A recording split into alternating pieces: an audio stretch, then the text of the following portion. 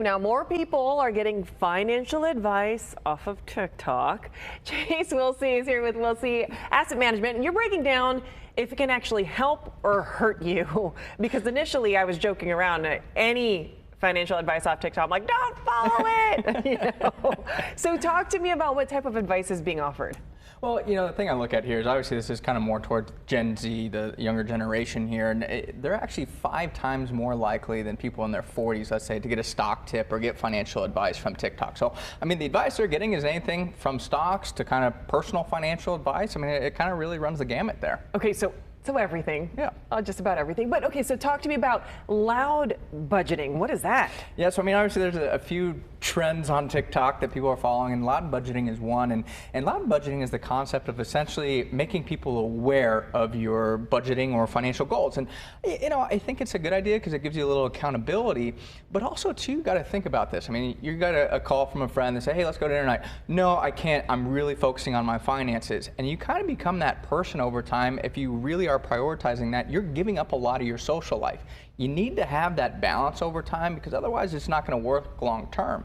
And the other thing I tell people too is you have to realize you could forego networking opportunities. You never know if you go to dinner and you meet somebody and that's where you get maybe a new job, you meet a new opportunity, you get a sale from that. So you have to balance it. I'm not telling you need to go to dinner every single night of the week or go to an event every single night of the week, but it comes back down to balance at the end of the day. Oh, that balance. Okay, loud budget, interesting. Okay, now wait, hold on. Can there be good financial advice?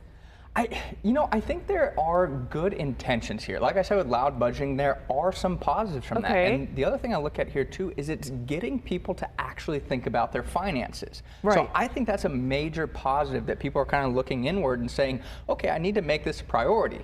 Now, some of the outcomes I don't necessarily think are the best for you. And again, I'll go back to loud budgeting. It's still positive. You're still saving money, but the question is, can you do that over the next 6 months, 10 months, 2 years? I just don't think it's a sustainable strategy, and that's the problem I see. I see. Okay, what is this financial challenge involving envelopes? What is that? Here's the funny thing I think as well is this generation here, they're getting their tips from one of the more technologically advanced platforms. TikTok, people in their 50s, 60s, they didn't grow up with things like this. Sure.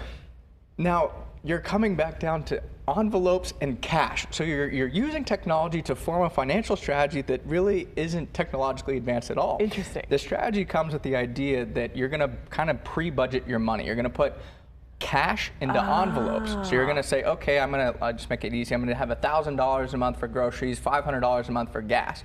And once that money is gone, it's gone. It's gone. You can now borrow cash from other envelopes, but you're kind of budgeting with these envelopes. So I think, again, the premise here of budgeting, great idea.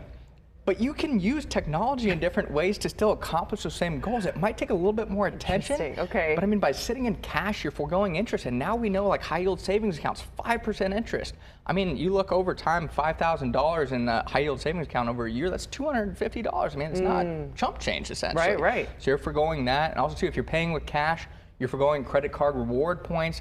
That gives you more cash back, essentially. So I think it is, again, down the right path, but you have what we call opportunity costs and missing interest and missing cash back. Okay. So there are some faults with this strategy. One more challenge, no spend challenge.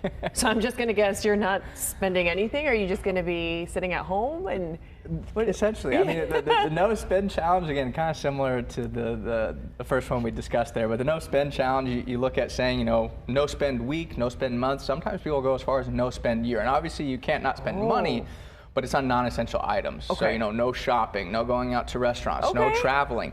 And again, maybe makes sense. If you have a big financial goal you're saving up for, it can really help. Sure. But again, the long term of that, it's not a healthy financial habit. You and I are kind of talking about dieting before we came on here. And if you forego, bad food for a year, you might just break, and all of a sudden you lose weight. You're going to binge, and you're going to binge, and you're going to gain back a bunch of weight. I think the same thing could happen with finances. Maybe you're great for 6 months, and all of a sudden you binge, you go on a shopping spree. Maybe you go to Europe and you spend all this money, and you just lost all that money you saved over the last 6 months. So Okay. you have to build healthy financial habits, not just kind of follow these trends. Okay, so Chase, before I let you go, because we're going to end here, but so your final piece about receiving financial advice off of TikTok or any social media platform, just be wary. Be wary. I always tell people, look at who that person is, what's their background. A lot of times people, they'll follow the hot trend without actually knowing what that person has done, what is their experience, All what's right. their knowledge coming from.